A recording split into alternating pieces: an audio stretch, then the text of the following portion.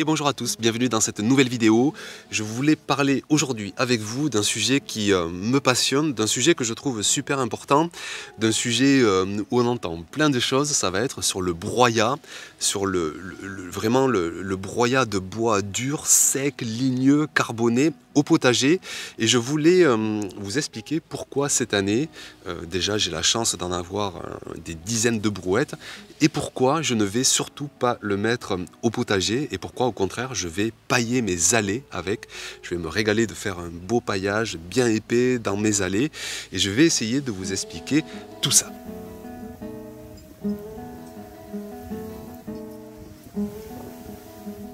Alors le broyat que je suis encore en train de brouetter à tout va ce début de saison 2023, plutôt que de vous en parler en mon nom, et quelque part moi je suis juste un petit jardinier du dimanche et je n'ai aucune vérité universelle, je voudrais donner la parole à Denis Pépin. C'est un référent à Terre Vivante qui a écrit un dernier ouvrage, le guide Terre Vivante, compost et paillage, recycler vos biodéchets pour nourrir la terre.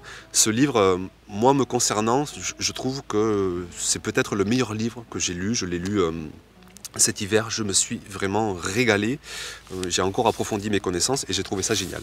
Alors Denis Pépin, juste pour vous positionner le personnage, ingénieur agronome, 40 ans d'ingénierie, 40 ans de jardinage, responsable des plantations de haies bocagères et de haies fleuries de jardin, inventaire et protection des milieux naturels d'intérêt écologique, impact des pesticides urbains sur la qualité de l'eau, co-création de la charte jardinier au naturel.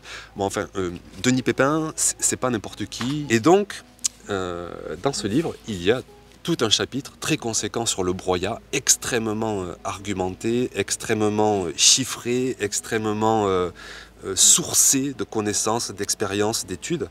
Et je vous lis, je vous mets l'extrait à l'image, je vous lis un des extraits qui est à mon sens notable. Des praticiens en maraîchage témoignent d'une accumulation d'humus non décomposé dans les terres ayant reçu des branches broyées avec acidification, destruction de la structure des sols. Donc c'est quand même pas rien comme phrase.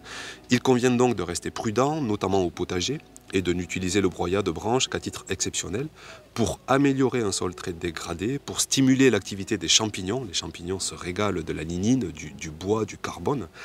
Sachant, et là cette phrase à mon sens elle est très importante et quelque part je suis content parce que souvent je fais allusion à ça. Et bon, on aime lire des gens qui pensent un peu comme nous, voilà, il faut l'avouer aussi, mais c'est une synthèse de science, de connaissances et d'expérience. C'est pas que Denis Pépin. Et donc il finit en disant, sachant que cette amélioration qu'on peut constater parfois n'a lieu que si le sol n'est ni trop humide, ni trop acide, ni trop compact, ni trop peu oxygéné. Et ça c'est capital, parce que ça nuance fortement, je trouve, l'approche miraculeuse du broyat, mais même l'approche miraculeuse de toute matière organique, de la permaculture, tout ça, où chaque fois, je trouve, on n'insiste pas assez sur l'importance primordiale du sol sur lequel on va déverser tout ça. Et quand on déverse un broyat, après il dit ni trop humide, mais ça marche à l'inverse, ni trop humide, ni trop sec, ni trop acide, ni trop basique, ni trop compact, ni trop sableux, peu oxygéné ou ultra oxygéné. On pourrait prendre les deux extrêmes. Et moi, je l'ai constaté au cours de mes nombreuses années d'expérimentation, du broyat sur un sol qui manque d'humidité. Moi, ici, il est très basique, hein. Je le corrige petit à petit, mais il avait un pH à 8, donc très basique, trop sec, trop tassé, pas assez oxygéné. Eh bien, rien du tout. Le broyat, il n'a rien amélioré. Il s'est fait décomposer par les bactéries ambiantes, par une autre faune que le sol, et il n'a pas valorisé le sol. Je reprends, moi, cette métaphore que j'ai déjà fait, que peut-être vous avez entendu, celle du steak haché et du nourrisson. Si vous mettez un nourrisson, que vous pas le paillez, mais que vous lui offrez un steak haché, eh bien, vous pouvez attendre. Hein, le nourrisson, il va mourir de son côté parce qu'il aura été incapable de digérer le steak haché. Et le steak haché, lui, il aura été décomposé par des bactéries ambiantes, mais il n'aura pas servi de source d'énergie pour le nourrisson. C'est exactement pareil pour un sol. Si vous lui mettez du broyat, mais qu'en dessous le sol il est compact, il est mort, il est acide, il est basique, il est pas parfait, vous n'aurez pas un aspect miraculeux du paillage. Et c'est pareil avec la paille, c'est pareil avec le foin, c'est pareil avec toute matière organique qu'on va déposer sur le sol. Donc ça, je trouve que cette phrase, je la répète, est extrêmement importante. L'amélioration n'a lieu que si le sol n'est ni trop humide, ni trop acide, ni trop compact, ni et peu oxygéné. Donc c'est quand même très parlant et ça montre aussi que, je pense à des chaînes YouTube, je fais un coucou à la ferme de Cagnols, à Jean-Pierre du potager de Lunas, des gens qui montrent que le broyat, que l'approche maximale par le paillage, même Damien en Corrèze, et même ici, je le vois sur un sol amélioré, d'apporter une consistance de matière organique. Une fois qu'on a un sol en dessous qui est meuble, qui est oxygène, qui est humide, qui est neutre niveau pH, eh bien il va se régaler de bouffer de la matière organique. Mais c'est à nuancer, ce n'est pas si miraculeux que ça, ce n'est pas parce que ça va marcher sous un contexte que ça va marcher sous un autre. Et je voudrais compléter mes propos avec quelques autres lignes qui, elles aussi, je trouve, sont très notables sur la fin d'azote. Vous savez que la fin d'azote, c'est que quand on apporte trop de matière sèche, rigide, carbonée, dure, eh bien, on va consommer de l'azote du sol pour qu'elle se décompose et il peut en manquer pour les légumes. Alors, chaque fois que j'en parle, je suis un peu montré du doigt, je sais bien, mais pourtant, je vous lis ces quelques lignes. La fin d'azote est le principal souci, surtout lorsque les branches sont grosses, âgées, trop riches en lignine, avec un rapport carbone-azote trop élevé. Donc il y a trop de carbone pour pas assez d'azote. Elle se traduit par une baisse importante des rendements pendant 6 mois à 1 an. Par exemple, 50% sur les haricots, 25% sur les courges, 60% sur les courgettes. Il y a un petit astérix, je crois que c'est comme ça qu'on dit, et qui fait donc référence à une étude d'intérêt agronomique et environnementaux des broyats en culture légumière agrobiologique. Donc, enfin, je veux dire, Denis Pépin est inclus dans des tonnes d'expérimentation, d'études.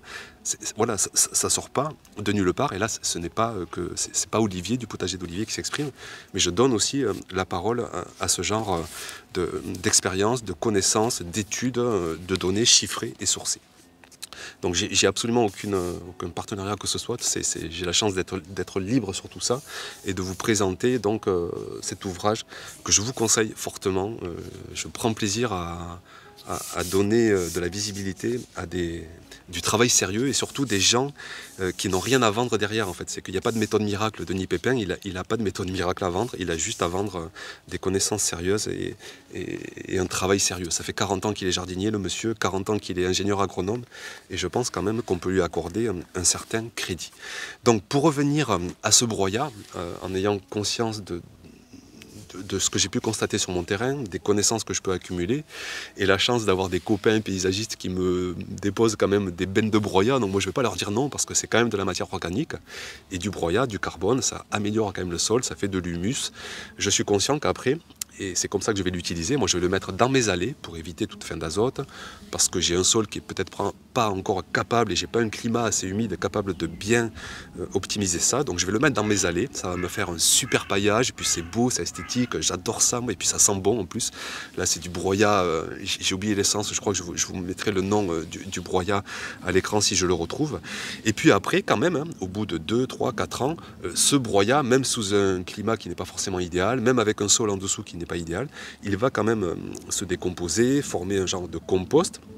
Ça s'est déjà fait sur mes tout premiers broyats que j'ai déposés il y a X années. Eh bien, je vais racler un petit peu mes allées et ce compost-là, je m'en servirai pour alléger mon sol, pour améliorer ma terre. Mais je vais diversifier ces apports avec bien d'autres choses et bien d'autres composts, avec mon urine, avec des engrais naturels, avec des paillages plus verts, avec de la tonte, pour vraiment faire une assiette diversifiée pour les cultures de mon potager.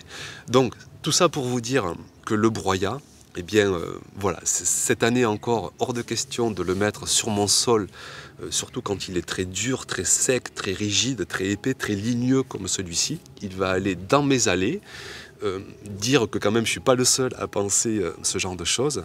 Dire aussi qu'il y a des climats, des sols merveilleux où tout marche miraculeusement, et tant mieux si le broyat fait source de résultats miraculeux sur certains contextes, mais je pense qu'il est de bon ton de nuancer et de vraiment ne pas se précipiter sur cette ressource sans réflexion. Faites attention que votre sol soit capable de digérer. Je reprends cette image du nourrisson. Si votre sol est nourrisson, il lui faudra peut-être autre chose que du broyat. Si votre sol est adulte, s'il becte, s'il mange, s'il dévore tout ce qui lui est présenté, notamment du broyat, vous pourrez avoir une approche par du bois très sec, très ligneux, très carboné. Voilà, merci pour votre attention. Bien sûr, l'espace commentaire est ouvert. J'imagine qu'il y aura pas mal de discussions à ce sujet et ce sera avec plaisir d'en discuter. Merci et puis à très vite donc pour une prochaine vidéo. Ciao!